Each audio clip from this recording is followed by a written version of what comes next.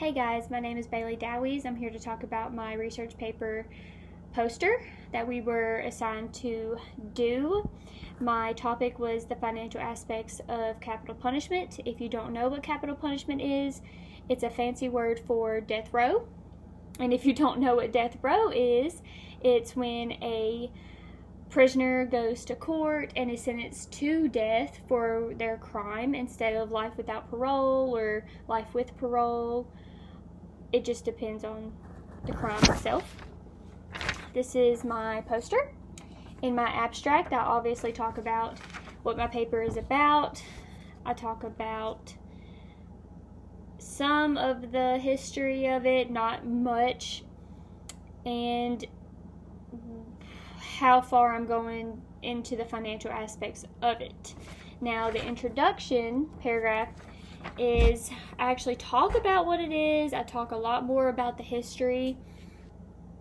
I wanted to actually share this quote. Dalia Perez stated that the most expensive prisoner you can have is a death row prisoner, which makes no sense to a lot of people, but when I explain it, they spend probably more than half their life on death row without even an execution date.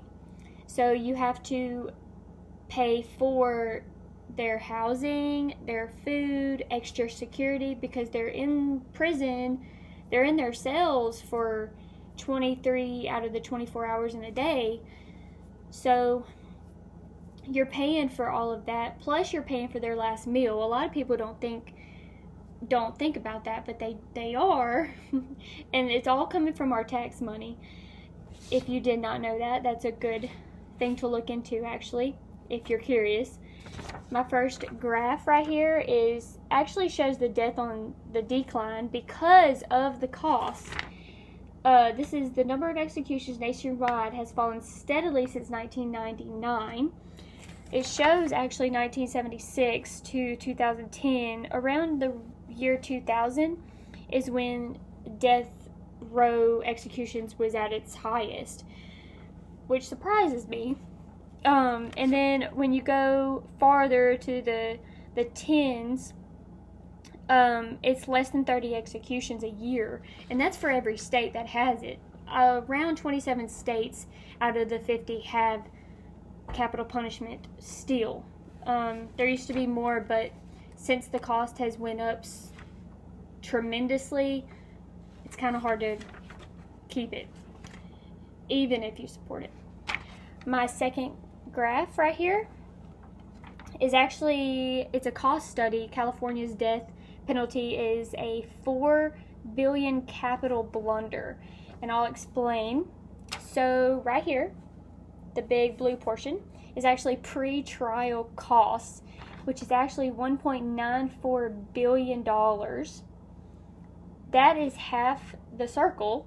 That's half the graph just for pre-trial. That's for when the inmate is arrested, they go to pre-trial, which actually they get a trial date, they get their attorneys, they get all of that, and that is half the graph. That's $1 billion, almost $2 billion just for that.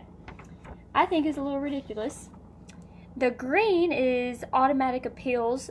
When you go to prison and you get on death row, or even you go to prison with parole or without parole, you automatically get a certain amount of appeals. Some people think you just have to, you don't get those, but you do. You automatically get a certain number, and that's actually $925 million just for automatic appeals. That covers the cost of the attorneys, the judges, the court people, all of that.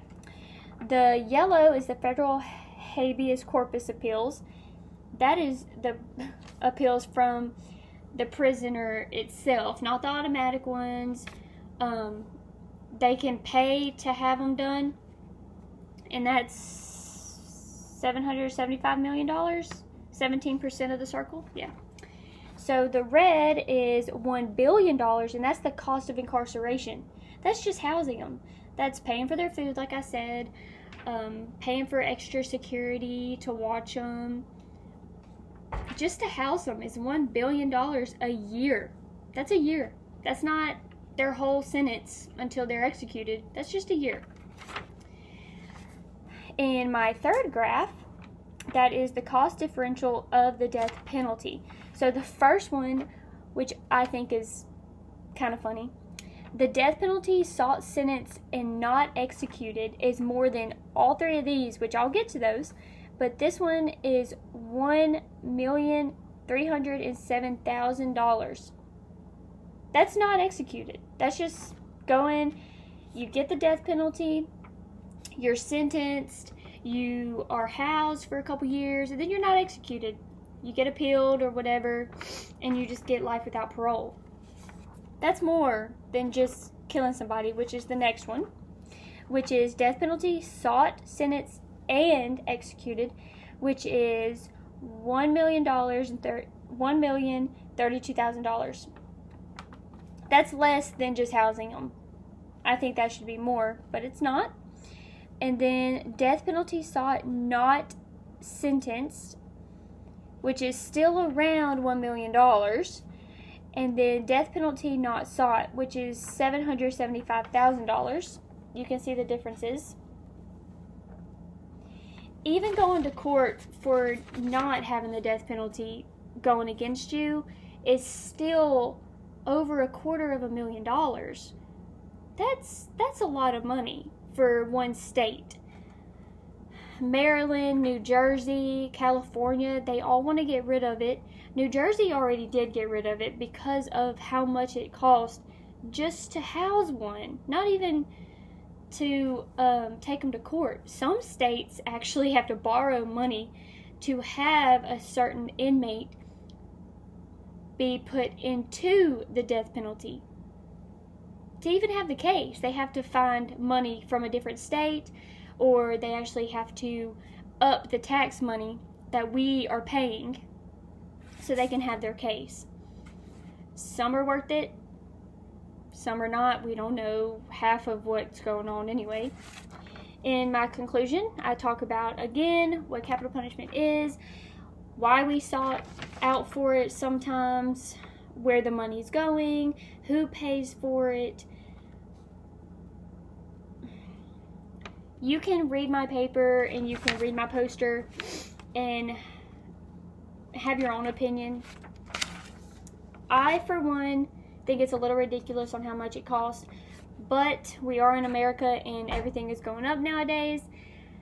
Lethal injection just for the drugs is so outrageous that's why a lot of states just cut off the execution dates for their prisoners, because they can't afford the drugs. And I think that's a little ridiculous on our part.